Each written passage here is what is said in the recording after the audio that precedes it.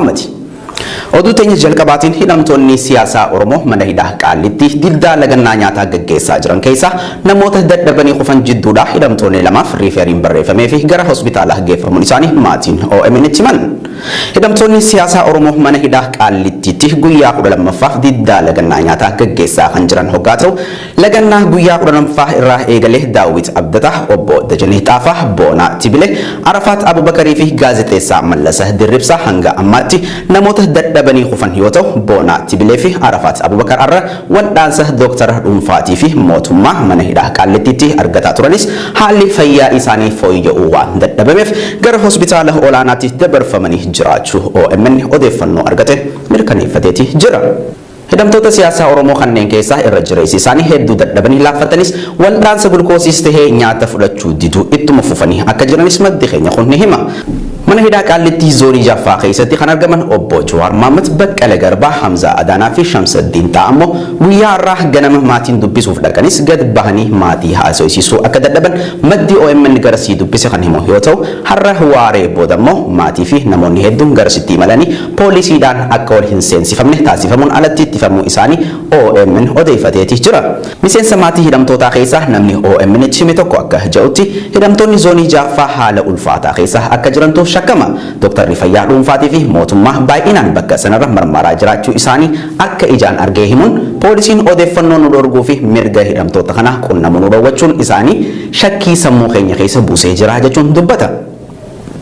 Namoonni gara mana hidhaa Qaalitti deemanii ol seenuu dhorgamuun alatti ittifaman sagalee guddaa fi gaddaatiin boo'aa jiraachuu isaanii ibsuun haala naannoo mana hidhaa Qaalitti jiru dabalataan OMN himeetii jira. Guyyaa sa'aatii 7 irraa eegaluun abokaattoo hidhamtootaa fi doktoroonni qoftiin zoonii Jaffaa keessa seenuun warra mooraa alaa wajjin illee gad bahanii akka wal hin qunnamne OMN odeeffateeti jira. Gama biraatiin gurmuun abokaattoo hidhamtoota siyaasaa Oromoo fuula marsaa hawaasummaa gubbatti akka ibsetti Obbo Jawaar Mohaammed, Obbo Baqqalee Garbaa, Obbo Hamzaan akkasumas Shamsaddiin Taa'aa haala ulfaataa fi baay'ee yaaddeessaa ta'e keessa jiru. Jijjiiramni fuula dhukkubbii fi dadhabbiin isaan irraa mul'atu sadarkaa amanuuf nama rakkisurra jiraachuu ibsanii jiran. Darara mana hidhaatti hooggantoota siyaasaa Oromoo ragayaa jiruu fi lagannaa nyaata hayyoonni Oromoo mana hidhaatti gaggeessaa jiran hordofuun Oromiyaa godinaalee fi aanaalee garagaraatti hiriirri mormii gaggeeffamaa jiraachuu maddeen gabaasan.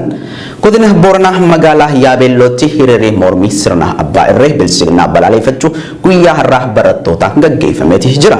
Akka jiraatan magaalaa Yaabeelloo irraa dubbifne tokko ija'utti barattoonni kutaa 12ffaa kanneen sababa dhibee koronaatiin osoo qorumsa biyyoolessaa hin fudhatin hafan dararaa hooggantoota siyaasaa Oromoo irra gahaa jiruu fi gaaffilee dhimma qormaataatiin wal qabate barattoonni dheeffatan hoogganaa mana barumsichaa irraa deebii waan dhabaniif barattoonni kunneen mormii dhageessisaa turuu himuun reebicha poolisoonni addaa Oromiyaa raawwatanii lubbuun barataa kutaa 12ffaa kan ta'e dargaggoo Diqqaa Dabbasoo jedhamu darbuun barattoonni hedduunis reebichaan miidhamanii akka jiran ibsameeti jira. Hiriira kanas dhukaasa banuun bittinneessanii jiru ja'a maddi keenya kun. Otuma wal qabateen godina Harargee Lixaa aanaa mi'eessoo magaalaa Asabootitti hiriirri barattootaan yoo jalqabu dhaadannooleen adda addaa dhageessifamaniitis jiru. Dhaadannoowwan dhageessifaman hooggantoota siyaasaa Oromoo Jawaar Mohaammed, Baqqalee Garbaa, Hamzaa Booranaa, Shamsuddiin Taa'aa, Mikaa'el Booranaa, Lammii Beenyaa, Abdii Raggaasaa fi qondaalonni ABO cuftii haa hiikaman hayyoota keenya mana dukkanaatti dhiifnee hin rafnuu fi bilisummaa dhugaa barbaannaa kan ja'anidha. Xumura irratti hiriira kana humnoonni poolisii addaa Oromiyaa humnaan akka addaan bittinneessan maddi keenya kun ibseetii jira. Haaluma wal fakkaatuun hiriirri mormii Oromiyaa bakkoota garagaraatti barattootaan itti fufeetii jira. Wallagga Lixaa Gimbii, Wallagga Bahaa Naqamtee, Harargee Lixaa aanaa Mi'eessoo, Harargee Bahaa aanaa Qarsaa, Arsii Lixaa Shaashamannee, Shawaa Lixaa Gindabaratii fi Dambii Doolottis gaggeeffamaa jiraachuu odeessaaleen nu dhaqqabaa jiran ni mirkaneessu.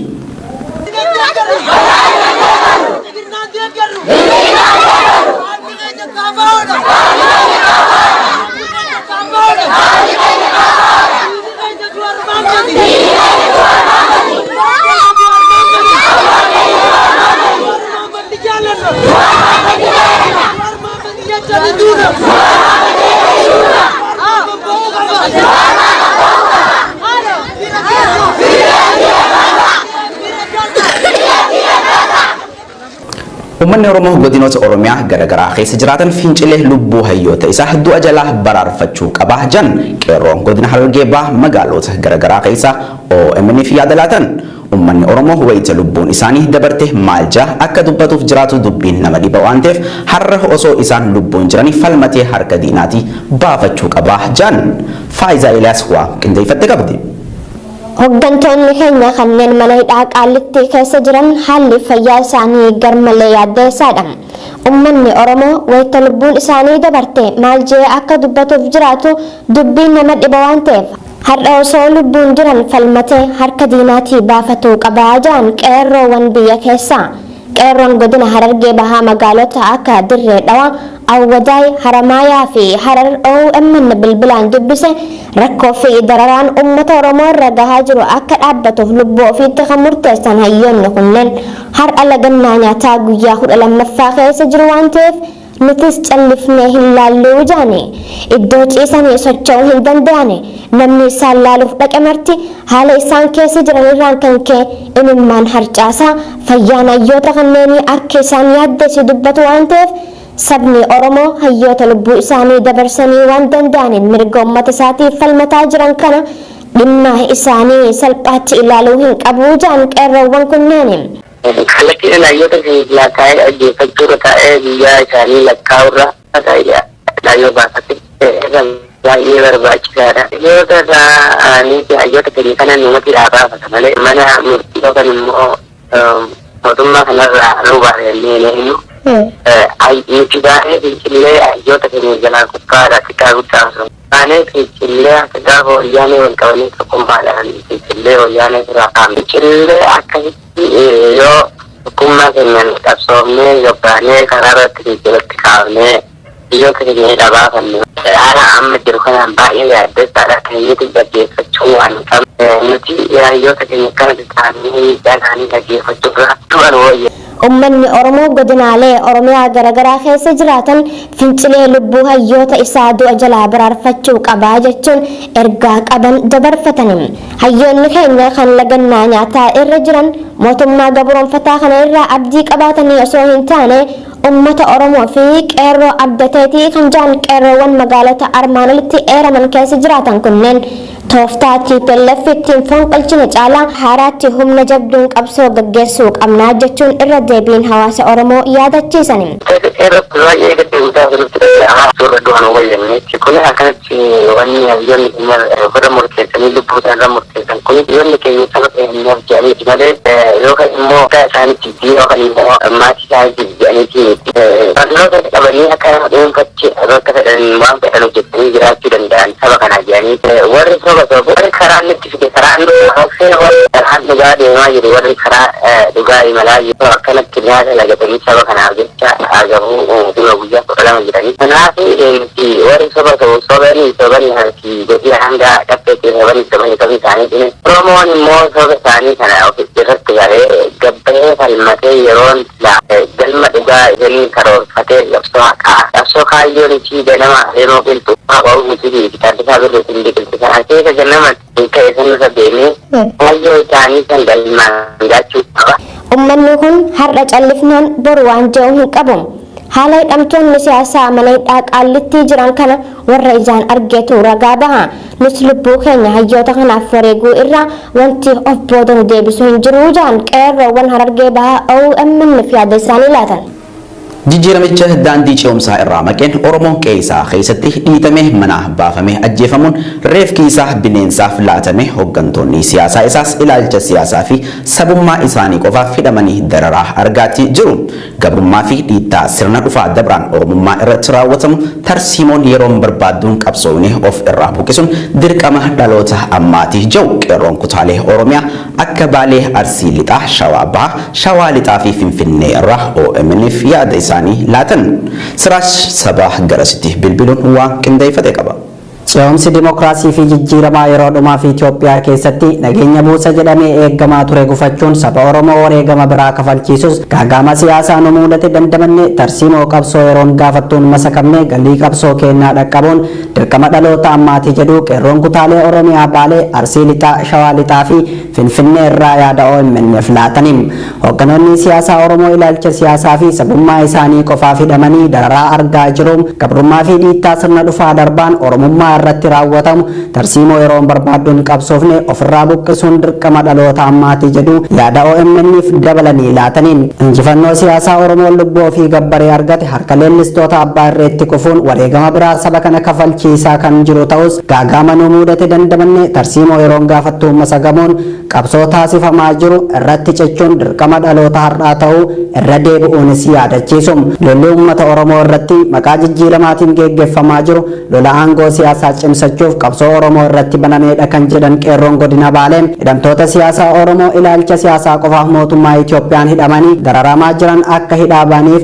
qabsoon keenya murteessaadha jechuun qabsoo qophii ta'uu himuun qeerroon Shawaa Lixaas gama isaaniin injifannoo qabsoo Oromoo murnaan saamamte deebifnee harka keenyatti galchuuf tarsiimoo yeroon gaafattuun qabsoo cimaa adeemsisuu qabna yoo jedhan sochii uffata keelloo cimsuun aantummaa fi kabaja hidhamtoota siyaasaa Oromoof qabnu argisiisuu qabna jechuun murannoo qabsoof qaban ibsum hooggantoota qabsoo karaa nagaa mana hidhaa mootummaa Itoophiyaa keessaa baasuuf tarsiimoon qindaa'aan amma nu barbaachisa kan jedhan qeerroon godina Arsii Lixaa tooftaa qabsoo yeroon gaafattu qofa hamma labsamutti eegaa jirra jechuun qabsoo qophii ta'uu himuun qabsoo Oromoo galmaan ga'uuf kan barbaachisu tokkummaa dhama qabduun falmachuu fi hidhamtoota siyaasaa koongirensii federaalistii Oromoo fi adda bilisummaa Oromoo irraa hidhaman akka hiikaman aarsaa barbaachisu kafaluu qabna kan jedhan qeerroo handhuura Oromiyaa magaalaa Finfinnee irraa yaada OMN'f laatanidha. Oromoon warra qabsoo isaatiif jedhee hidhamee fi du'eefis tokkummaan wal qabateen dhugaa isaa barbaaduu qaba. Bakka hidhamtoonni siyaasaa jajjaboon mana hidhaa jiranitti filannoo haqaa fi bilisaa geggeeffamuun hin danda'amu yoo jedhan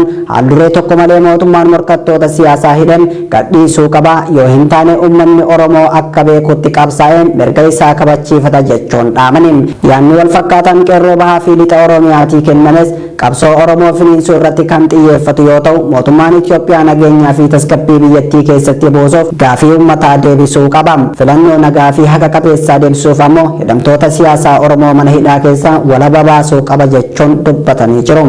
Qabsoo Oromoo galmaan ga'uuf wanni barbaachisu haalduree tokko malee hidhamtoota siyaasaa mara hiikuudha. Hidhamtoota siyaasaa dhaabolee lamaan irraa KFO irraayis tahee ABO irraa himataman kanneen akka Baqqalaa Garbaa fi Kennasaa Ayyaanaa, Lammii Beenyaa fa'aa, Gammachuu Ayyaanaa fa'aa warreen asitti himataman kanneen fi warreeta maqaan isaanii hin dhahin hunda isaanii hidhamaa siyaasaa erga hiikamee filannoon haqa qabeessa ta'e kan uummanni nama ofii barbaadetti filate erga adeemsifame booda qabsoon uummata Oromoo galma geessuu gahuu dandeessi gahuudhaafis kana barbaadde jechuudha.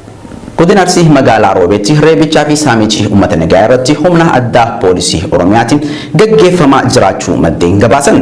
Gochi kun magaalattiitti erga raawwatamuu eegale torbee tokko hanjaan maddeen keenya garasii dubbifna kun guyyoota sadeen kana daran itti hammaachuu fi namoota reebaa jiran kana keessaa irra hedduun isaanii qeerroo akka ta'anis ibsaniiti jiru. Na'imaa Umar dabalata qabdi. Godina Arsii magaalaa Roobeetti reebichaa fi saamichi uummata nagaa irratti humna addaa poolisii Oromiyaatiin gaggeeffamaa jiraachuu maddeen gabaasan. Humnoonni kunneen galgala namoota alatti argan akkasuma mana namaarra deemanii badii takkaan maletti nama qabanii reebicha irratti raawwachuudhaan waan isaan harkaa qaban maallaqaa fi bilbila harkaa fa'aa irraa fudhachuun saamicha gaggeessaa jiran jechuun jiraataan magaalaa Roobee tokko bilbilaan OMN'tti himee jira. Gochi kun magaalattiitti erga raawwatamuu eegale torbee tokko kan jiru maddi keenya kun guyyoota sadeen kana daran itti hammaachuu fi namoota reebaa jiran kana keessaa irra hedduun isaanii qeerroo akka ta'anis ibsee jira. Reebicha kanaan qeerroon ilkaan sadii dhabee fi kan cinaachi isaa caphee yeroo ammaa mana yaalaatti argaman jiraachuu himuun maddi keenya kun qaamota dararaa uummata irraan gahaa jiru kana namni itti himatan hin jiru waan ta'eef ummanni tokkummaan ka'ee finciluun ofirraa dhorkuu qabaa jee. Gama biraatiin hiriira mormii barattoonni Oromiyaa iddoo garaagaraatti manneen barnootaa sadarkaa tokkoffaa fi sadarkaa lammaffaa irraa kaasuun mootummaa abbaa irree balaaleffataa jiran kun asittis ka'uu mala sodaa je'uun waraanni baay'inaan mooraa mana barumsaa keessa qubsiifamee barattoota goolaa jiraachuun akkasumas uffata siiviilii uffachuun qeerroowwan basaasaa jiraachuu ifoomse. Magaalaa Roobee torbee tokko oliif ifaan dhabamee jiraachuu kan himu maddi keenya kun waraanni mootummaa akkuma fedhanitti magaalattii keessa paatrooliidhaan olii fi gadi caca'aa jiran ja'a.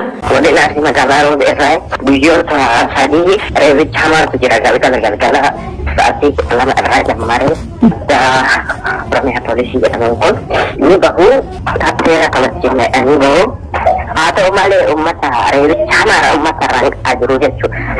Keessattuu qeerroowwan gara nama 20 ta'u miidhaniiru akkasumas yeroo uummata qabanii tuman kana halkan saamichi illee gaggeeffama wanta akka mobaayilaa irraa fudhachuu maallaqa keessatti argan irraa fudhatu tumanii ittuma gadhiisu waan qaamni akkana godhu humna addaa poolisii Oromiyaa jedhamu kana isaan bakka yeroo wanti ajaa'ibu immoo nama tokko osoo tumaniitu dhiisanii homaa garaa hin nyaatu tumanii waan irraa qabu irraa fudhachuudhaan maallaqa haa ta'u mobaayilii haa ta'u wanni inni ofirraa qabu irraa fudhachuudhaan. Dhumarratti maddi keenya kun dhaamsa isaatiin wayitii hayyoonni keenya mana hidhaatti nyaata lagachuun haala yaaddeessaa keessa jiran kanatti usnee taa'uun qabnu.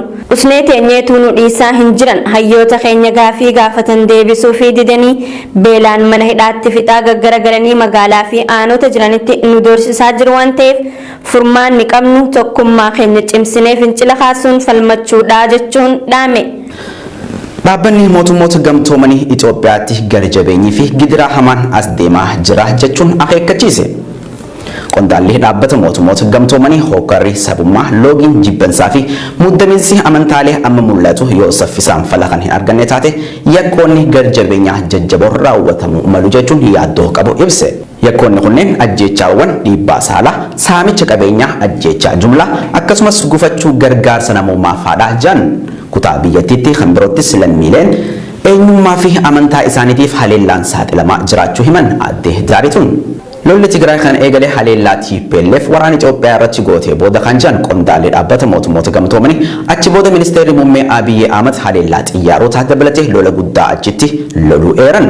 TPLF magaalaa Maqalee keessaa baatullee magaalota gurguddoo keessatti lolli lafa jala deemaatuma ture jiru. Gartuun lachuu hammeenya lola kana hordofee taa'aa jiruuf itti gaafatama hin fudhatan quba walitti qabu malees jiru. Tigraay naannoo namni miiliyoona 5 caalu jiraatu keessa